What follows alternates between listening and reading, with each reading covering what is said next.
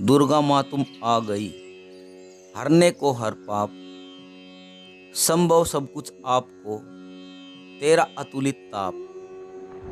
लेकर सुत को गोद में, करती रोज दुलार, माँ जैसा कोई नहीं, दे सकता है प्यार।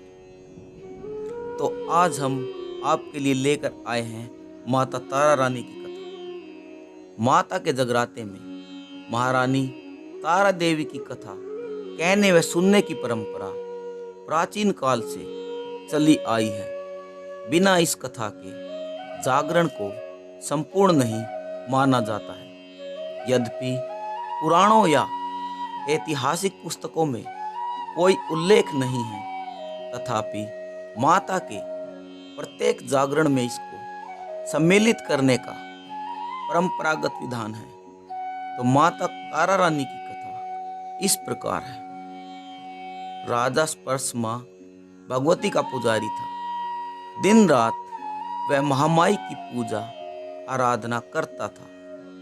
माँ ने भी उसे राजपाट, धन दौलत, ऐशो आराम के सभी साधन दिए थे। कमी थी तो सिर्फ यहाँ की उसके घर में कोई संतान नहीं थी। यही गम उसे दिन रात सताता। वो माँ से यही प्रार्थना करता रहता था कि माँ मुझे एक लाल बख्श दो, ताकि मैं भी संतान का सुख भोग सकूं। मेरे पीछे भी मेरा नाम लेने वाला कोई हो, मेरा वंश भी चलता रहे। माँ ने उसकी पुकार सुन ली। एक दिन माँ ने आकर राजा को स्वप्न में दर्शन दिए और कहा, हे राजन, मैं तेरी भक्ति से बहुत प्रसन्न हूँ और तुझे वरदान देती हूँ कि तेरे घर में 2 कन्याएं जन्म लेंगी। कुछ समय के बाद राजा के घर में एक कन्या ने जन्म लिया। राजा ने अपने राज दरबारियों को बुलाया, पंडितों व ज्योतिषों को भी बुलाया और बच्ची की जन्म कुंडली तैयार करने का हुक्म दे दिया। पंडित तथा ज्योतिषियों ने उस बच्ची की जन्म कुंडली तैयार की और कहा, हे राजन, यह कन्या तो साक्षात देवी है। यह कन्या जहाँ भी कदम रखेगी वहाँ खुशियाँ ही खुशियाँ होंगी। यह कन्या भी माता भगवती की पुजारन होंगी। उस कन्या का नाम तारा रखा गया। थोड़े समय बाद राजा के घर वरदान के अनुसार एक और कन्या ने जन्म ले लिया। मंगलवार का दिन था। पंडितों और ज्योतिषों ने जब जन्म कुंडली तैयार की तो वे उदास हो गए। राजा ने उदासी का कारण पूछा तो वे कहने लगे, महाराज, यह कन्या आपके लिए शुभ नहीं है। मैंने ऐसे कौन से बुरे कर्म किए हैं जो कि इस कन्या ने मेरे घर में जन्म लिया है। उस समय ज्योतिषों ने अपनी ज्योतिष लगाकर बताया और कहने लगे कि ये दोनों कन्याएं जिन्होंने आपके घर में जन्म लिया है, पिछले जन्म में राजा इंद्र की अप्सराएं थी। इन्होंने सोचा कि हम भी मृत्युलोक में भ्रमण करें और देखें कि मृत्युलोक पर लोग किस तरह रहते हैं। दोनों ने मृत्युलोक पर आकर एकादशी का व्रत रखा। बड़ी बहन का नाम तारा था, छोटी बहन का नाम रुक्मन। बड़ी बहन तारा ने अपनी छोटी बहन से कहा कि रुक्मन, आज एकादशी का व्रत है, हम लोगों ने आज भोजन नहीं खाना है, तू बाजार जाकर फल ले आ। रुक्मन बाजार फल लेने के लिए गई।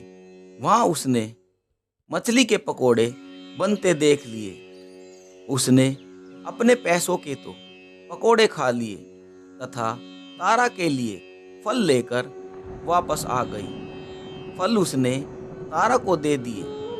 तारा ने पूछा कि तू अपने लिए फल क्यों नहीं लाई?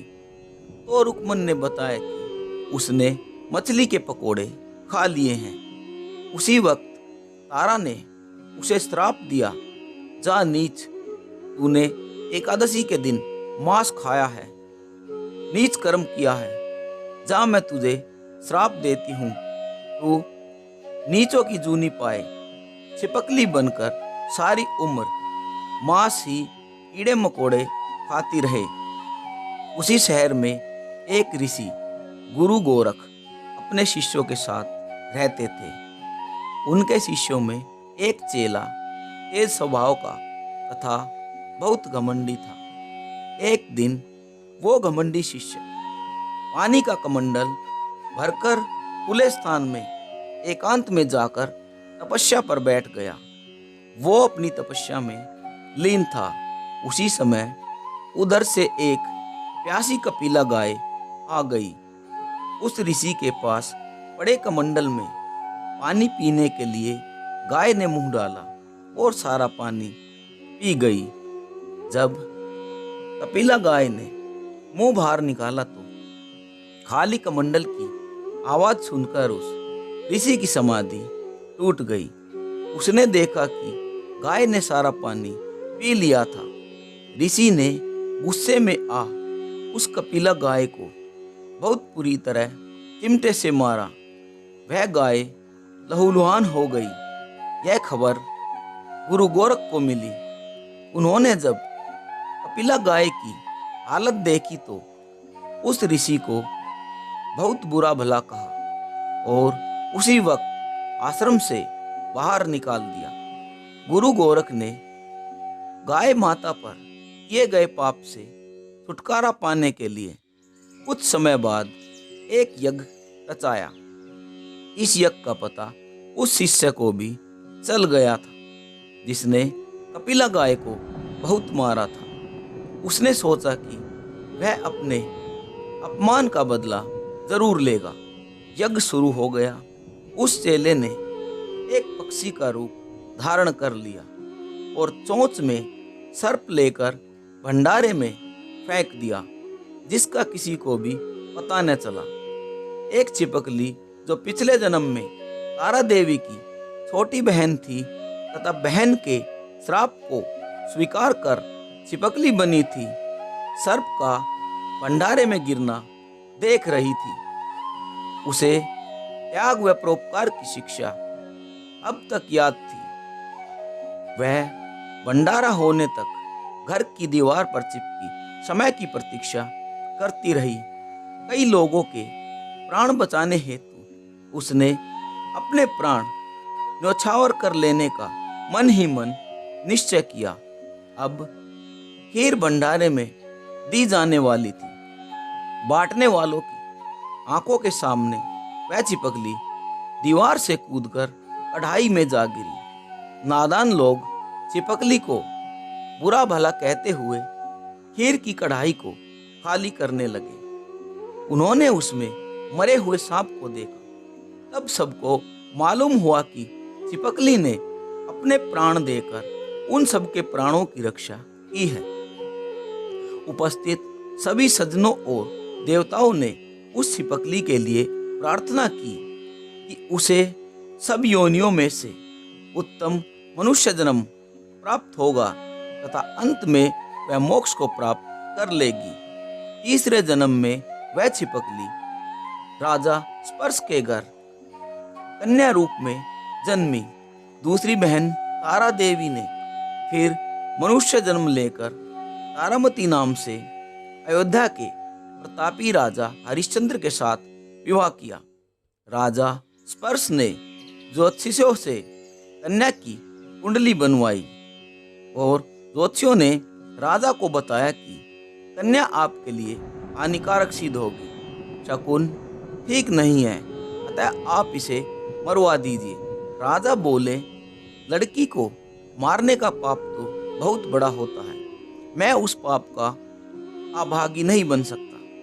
तब ज्योतिषियों ने विचार करके राजा को राय दी कि हे राजन, आप एक लकड़ी के संदूक में ऊपर से सोना चांदी आदि जड़वा दे, फिर उस संदूक के भीतर लड़की को बंद करके नदी में प्रवाहित कर दीजिए। सोने चांदी से जड़ा हुआ संदूक अवश्य ही कोई लालच से निकाल लेगा। ऐसा ही किया राजा ने, और नदी में बहता हुआ संदूक काशी के समीप एक भंगी को दिखाई दिया। वह संदूक को नदी से बाहर निकालकर ले आया। उसने जब संदूक खोला तो सोने चांदी के अतिरिक्त अत्यंत रूपवान कन्या भी दिखाई दी। उस भंगी के कोई संतान नहीं थी। उसने अपनी पत्नी को वह कन्या लाकर दी तो पत्नी की प्रसन्नता का कोई ठिकाना न रहा। उसने अपनी संतान के समान ही बच्ची को छाती से लगा लिया। भगवती की कृपा से उसके सतनों में दूध उतर आया। पति पत्नी दोनों ने प्रेम से कन्या का नाम रूको रख दिया। रूको बड़ी हुई, उसका विवाह हुआ। रूको की सास महाराजा हरिश्चंद्र के घर सफाई आदि का काम करने जाया करती थी। एक दिन वह बीमार पड़ गई। रूको महाराज हरिश्चंद्र के घर काम करने के लिए पहुंच गई। महाराज की पत्नी तारामती ने जब रूको को देखा तो वह अपने पूर्व जन्म के पुण्य से उसे पहचान गई। तारामती ने रूको से कहा, ए बहन, तुम मेरे यहाँ निकट आकर बैठो। महारानी की बात सुनकर रूको बोली, रानी, मैं नीच जाति से हूँ, भला मैं आपके पास कैसे बैठ सकती हूँ। तब तारामती ने कहा, बहन, पूर्व जन्म में तुम मेरी सगी बहन थी। एकादशी का व्रत खंडित करने के कारण तुम्हें छिपकली की योनि में जाना पड़ा। जो होना था सो हो चुका। अब तुम अपने इस जन्म को सुधारने का उपाय करो तथा भगवती वैष्णव माता की सेवा करके अपना जन्म सफल बनाओ। यह सुनकर रूको को बड़ी खुशी हुई और उसने उपाय सोचा। रानी ने बताया कि वैष्णव माता सब मनोरथों को पूरा करने वाली है। जो लोग श्रद्धा पूर्वक माता का पूजन व जागरण करते हैं तो माता उनकी सभी मनोकामनाएं पूरी करती है। रूको ने प्रसन्न होकर माता की मनौती करते हुए कहा कि हे माता, यदि आपकी कृपा से मुझे भी एक पुत्र प्राप्त हो गया तो मैं आपका पूजन व जागरण करवाऊंगी। माता ने प्रार्थना को स्वीकार किया। फलस्वरूप 10वें महीने में उसके गर्भ से एक अत्यंत सुंदर बालक ने जन्म लिया। परंतु दुर्भाग्यवश रूको को माता का पूजन व जागरण करने का ध्यान न रहा। जब वह बालक 5 वर्ष का हुआ तो एक दिन उसे माता चेचक निकल आई। रूको दुखी होकर अपने पूर्व जन्म की बहन तारामती के पास आई और बच्चे की बीमारी का सब वृतांत कह सुनाया। तब तारामती ने कहा, तू जरा ध्यान करके देख कि तुझसे माता के पूजन में कोई भूल तो नहीं हुई। इस पर रूको को 6 वर्ष पहले की बात याद आई। उसने अपना अपराध स्वीकार किया। उसने फिर मन में निश्चय किया कि बच्चे को आराम आने पर वह जागरण अवश्य कराएगी। भगवती की कृपा से बच्चा दूसरे ही दिन ठीक हो गया। तब रूको ने देवी के मंदिर में ही जाकर पंडित से कहा कि मुझे अपने घर माता का जागरण करवाना है, अतः आप मंगलवार को मेरे घर पधार कर कृतार्थ करें। पंडित जी बोले, अरे रूको, तू यही 5 रुपए दे जा, हम तेरे नाम से मंदिर में ही जागरण करवा देंगे। तू नीच जाति की स्त्री है, इसलिए हम तेरे घर में जाकर देवी का जागरण नहीं कर सकते। रूको ने कहा, हे पंडित जी, माता के दरबार में तो ऊंच नीच का कोई विचार नहीं होता। वे तो सब भक्तों पर समान रूप से ही कृपा करती हैं, अतः आपको कोई ऐतराज नहीं होना चाहिए। इस पर पंडित ने आपस में विचार करके कहा कि यदि महारानी तुम्हें जागरण में पधारे तब तो हम भी स्वीकार कर लेंगे। यह सुनकर रूको महारानी के पास चली गई और उन्हें सब वृतांत सुनाया। तारामती ने जागरण में सम्मिलित होना स्वीकार कर लिया। जिस समय रूको पंडितों से यह कहने के लिए गई कि महारानी जी जागरण में आएंगी, उस समय सेन नाई वहां पर था। उसने सब सुन लिया और महाराजा हरिश्चंद्र को जाकर सूचना दी। राजा को सेन नाई की बात पर विश्वास नहीं हुआ।